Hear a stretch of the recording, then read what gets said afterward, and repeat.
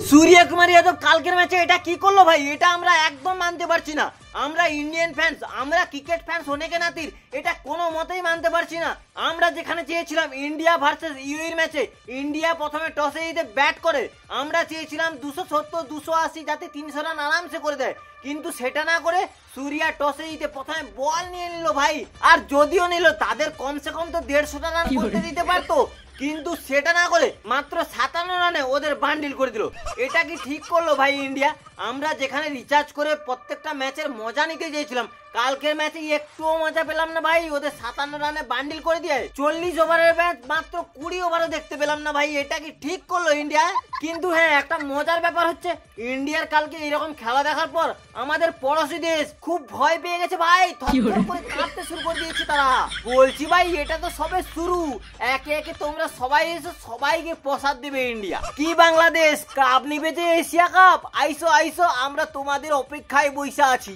So যাই হোক, কালকে খেলার মধ্যে যা যা ঘটেছে বিস্তারিত আলোচনা করছি, মনোযোগ সহকারে শুনে নাও। আমরা যেটা ইন্ডিয়ার প্লেইং 11 নিয়ে খুব টেনশনে ভুগছিলাম যে সঞ্জু স্যামসনকে খেলাবে কি খেলাবে না, সেটা পুরো গৌতম গম্ভীর কালকে ক্লিয়ার করে দিল ভাই। সঞ্জু স্যামসন প্লেইং 11 ছিল, জিতেশ শর্মার জায়গা হয়নি, আর তাছাড়া আশদীপের জায়গা হয়নি, সেটা দেখে একটু অবাক হচ্ছিলাম, কারণ আশদীপ ডিজার্ভ করে ভাই প্লেইং 11-এ। সো টসেইতে প্রথমে ইন্ডিয়া বোলিং করার সিদ্ধান্ত নেয় এবং প্রথমে বল করতে আসে আমাদের হার্দিক পান্ডিয়া। ভাই হার্দিক পান্ডিয়াকে কালকে দেখে কোনো মতেই ইন্ডিয়ান লাগছিল না ভাই, পুরো ওকে ছাপড়ি না না, ওকে পুরো গ্যাংস্টার লাগছিল, পুরো লুক খাওয়া যেন লুকটাই আলাদা লেভেলের ভাই। তো যাই হোক, ইন্ডিয়াকে ইউএই ভয় না পেয়ে প্রথমে 3 ওভার খুব ভালো শুরুয়াত করে 3 ওভারে তারা 25 রান করে তোলে। বাট ऐसा कैसे चलेगा ভাই? তোমরা বিনা উইকেট হারিয়ে রান করবে নাকি?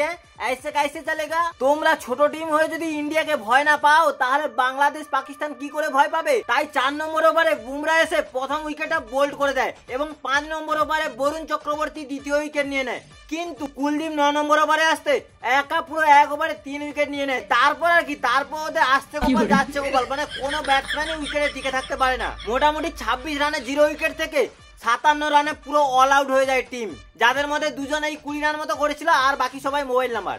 সো যাই হোক, তাদের ব্যাটিং এর জবাবে ইন্ডিয়ার দিক থেকে ওপেনিং এ নামে অভিষেক শর্মা ও শুভমান গিল।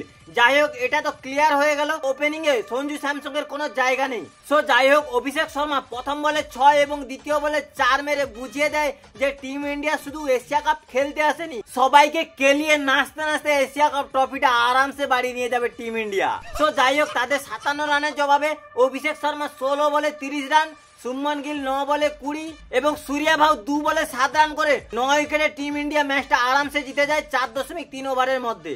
যদিও ইন্ডিয়ার দিক থেকে কোনো উইকেট হারানোর কথাই ছিল না, বাট এই অভিষেক শর্মা যে প্রত্যেক বলে 6-4 মারার নেশা তাকে উইকেট হারাতে বাধ্য করে। সো যাই হোক, কালকের খেলাটা তো আমার একদম ভালো লাগেনি, তোমাদের কেমন লেগেছে অবশ্যই কমেন্ট করে জানাও।